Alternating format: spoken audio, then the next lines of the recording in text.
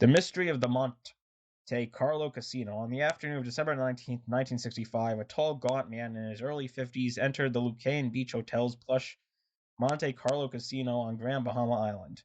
No one knew his name or where he had come from. In fact, after the amazing events of that Sunday afternoon and evening, no one was able to learn how he had arrived or later departed from the island.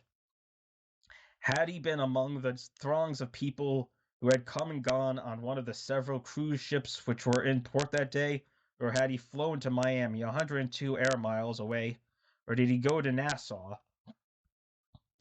It was a mystery, and it was just as baffling as the uncanny run of luck he had enjoyed during the 7 continuous hours in which he had sat on the roulette table. After beginning with only $100 in chips, he steadily won, without losing a single bet, $107,800. In the fabulous casino, where fortunes are often won on the toss of the dice, the flip of a card, or the winning number at roulette, even the lucky winners lose at least a few of their bets. The proverbial Lady Luck usually shows her fickle nature to those upon whom she bestows her favor, even when they win. But that Sunday in December, never once did the silent bettor in the unimpressed blue suit and the frayed shirt lose a single wager. This uncanny performance has never been equaled in the legendary history of gambling anywhere in the world. Among those who so incredulously watched the mystery man's quiet play were a group of professional gamblers. To a man, they agreed that the stranger exerted some mysterious force, psychic power, or magic control over the roulette wheel and the little ball that whirled around it. Included among the crowd of awed observers was the famed personality Dusty Peters, a public relations man of international repute, who stated, "I never believed that such a word as impossible exists where gambling is concerned, but what I saw happen that Sunday night was impossible." It was approximately 2:30 in the afternoon when the mystery man took a seat at the table. Before him, in two neat stacks, were $100 in chips of $5 denominations. After watching the play for several minutes, he reached forward and carefully placed a chip on the black. The wheel was spun. The silver ball began its familiar whirring dance around and around. Finally, as the wheel's momentum decreased, the ball began to chatter. It started to bounce over the red and black numbers, and then it stopped on the black. The man collected his winnings and bet again, that time on the red, increasing his bet slightly. Again he won. Then he placed a chip on number 14. 14 was the number that came up. The payoff was 35 to 1.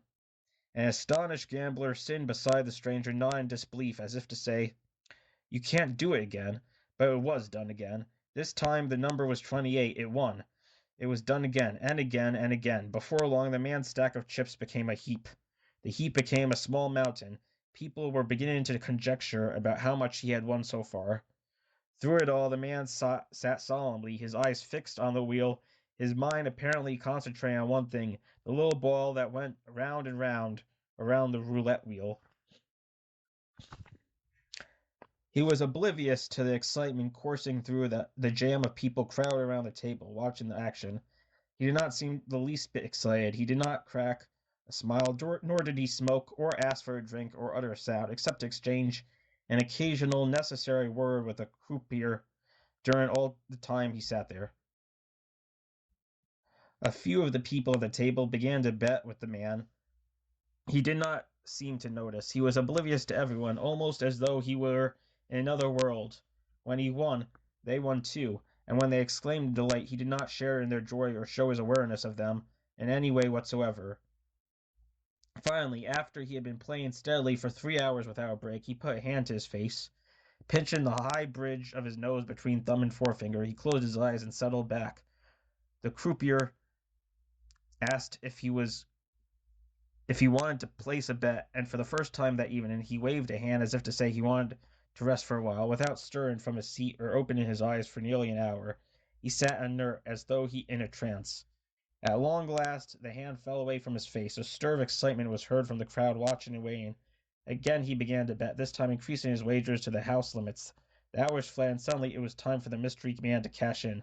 Precisely at 9:25, after almost 7 hours at the table without budging, he stood up. A moan of disappointment went up from the watchers and players. One of the cashier assistants hurried over and helped the man scoop his chips together in an enormous tray. "Would you like a cashier's check, sir?" he asked. The man shook his hand. "Cash, if you don't mind. I know how to take care of it."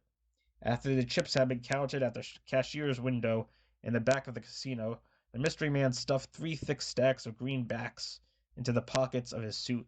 The total winnings, less his original investment, $107,800. Just as he walked away from the table, one man exclaimed, "Good Lord, man, doesn't that excite you? If it was me, I'd be jumping right out of my skin." But the mystery man was not like any of the people at the table. He was, in fact, quite unlike anyone the casino operators and employees had ever seen before. And when some of the onlookers tried to find this man after he left the cashier, the strangest event of the evening took place. He was seen walking toward the crowd around the dice tables one moment, and as he emerged with the crowd, he vanished. "Where did he go?" one particularly anxious man asked. "One second he was there, and the next thing I knew, he disappeared into thin air." "That's odd," another man said, scratching his chin.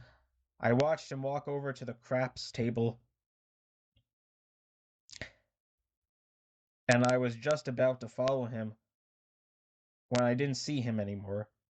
"This is terrible," a woman exclaimed. "I wanted to talk to him for just a second to find out how he did it, and then he goes and pulls this vanishing act." Several people standing around her laughed. One man asked, "Tell me, lady, suppose you won all that money, would you stand around telling the whole world how you did it?" The curious onlookers will probably never know the secret of how the mystery man did it. He was seen in the following day by a couple in Nassau who tried to engage him in conversation, but the silent stranger merely smiled and hurried to catch the 3:25 Boac jet for London, taking his secret and his fortune cash with him. Was the shabbily dressed mystery man a gambler with a fabulous system on a holiday, or was he actually psychic? And if he was able to mentally control the roulette wheel, how did he do it? Or did he merely look into the future and foretell which numbers were destined to win? There are those in Grand Bahama who still talk about him, hoping that someday he may return, and if he does, perhaps he will be in a more expansive mood. Until that time, however, they visit the casino regularly, hopefully waiting and watching.